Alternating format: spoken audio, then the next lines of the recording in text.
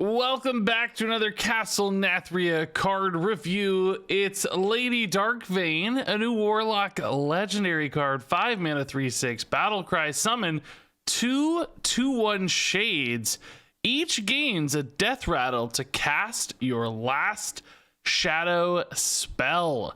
So we've got some crazy Vectis vibes here, a 5-drop that summons some small things with death rattles, but this actually has better stats in total than a card like Vectis. And of course, you're getting really specific death rattle here with the last shadow spell that you cast. So you can target this to play towards a game plan that's very specific, say like Abyssal Curses. You can rip off a Dragged Below or an Abyssal Wave, and then ensure that Lady Darkvein is actually going to give you additional ways to cast some Drag Below, get some extra Abyssal Curses in your opponent's hand. Or if you're not an Abyssal Curse deck, maybe you want to play a new shadow spell that we're going to talk about a little later, the Shadow Waltz, for instance. This could be a nice big shadow spell that means when one of your 2/1s dies, you get a couple 3/5s off of it. So a couple different ways here really for these death rattles to go. You can see this is a bit of a general just stat dump and card that generates some nice value, some tempo. It's just going to do something positive, and you just play it proactively. And it's like, boom, okay, that's going to be a play. That's going to make a big difference one way or another. Alternatively, you could build it into a deck, like with the Curse package, and say, this is an extra way for me to do the things I'm already planning to do, already care about.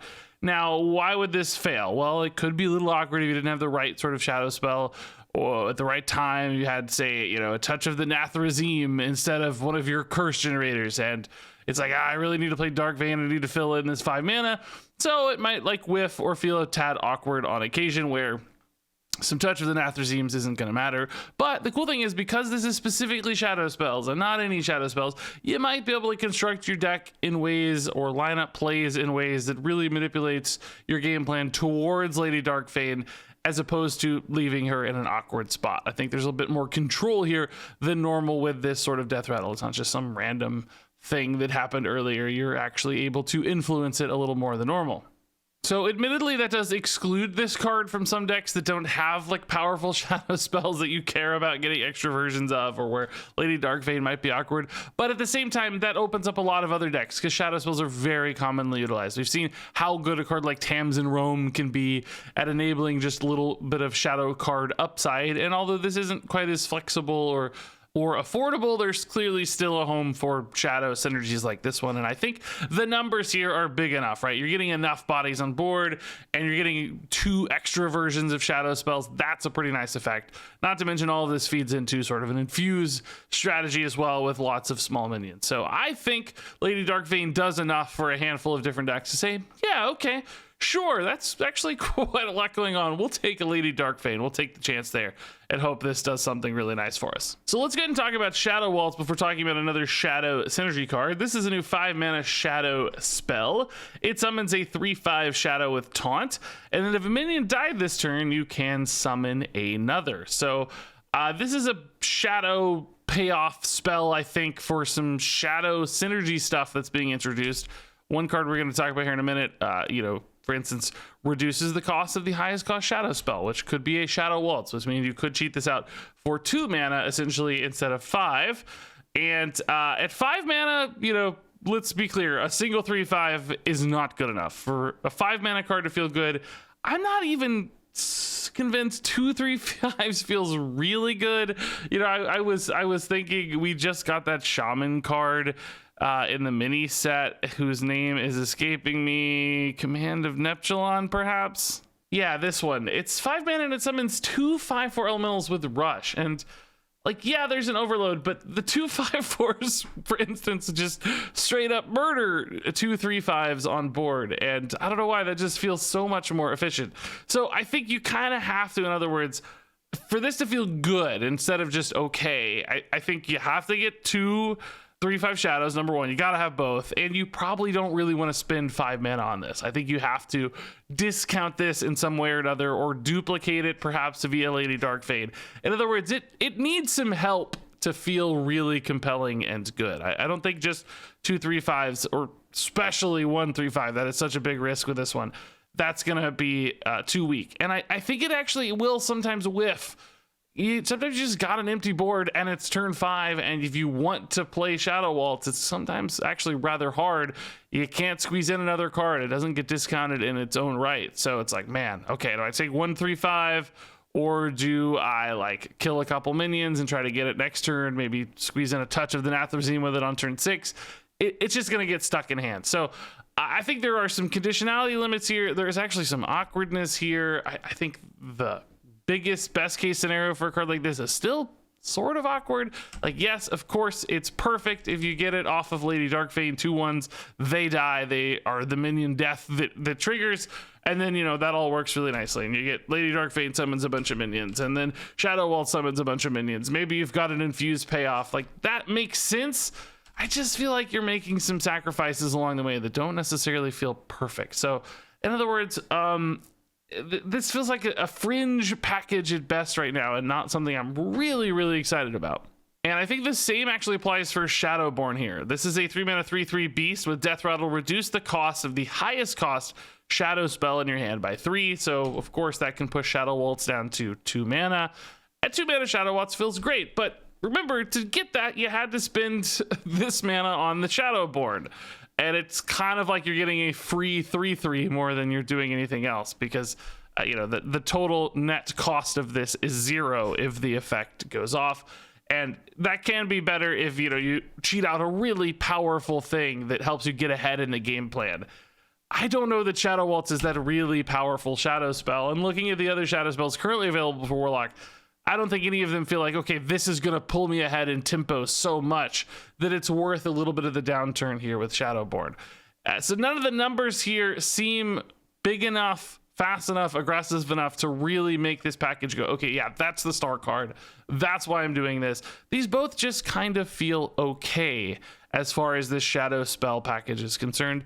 Maybe we'll get a big shadow spell that comes along. We're kind of actually already out of Warlock reveals. I think maybe there's really just one more on the way before things like the mini set or future expansions. So not a lot of room left to explore this archetype in this expansion's reveals.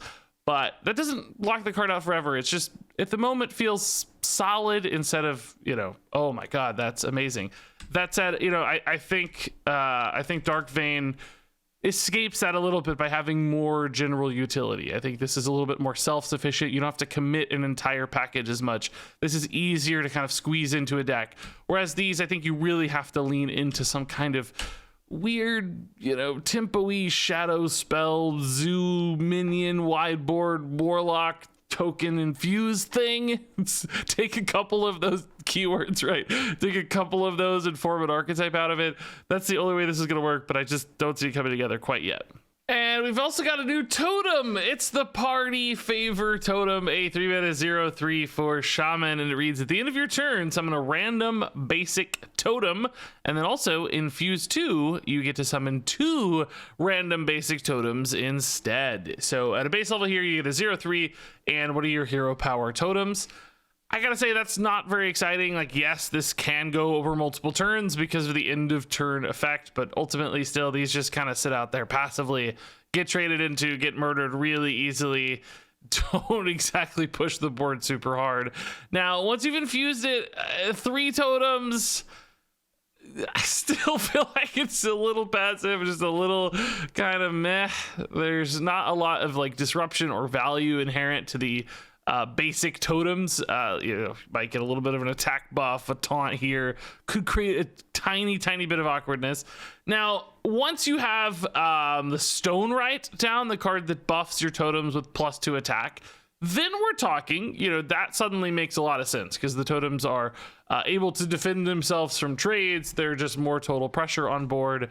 And it's a wide board game plan as well, which could lead into some nice infused support down the road, just pumping out a lot of cheap totems and then pumping up your infused cards.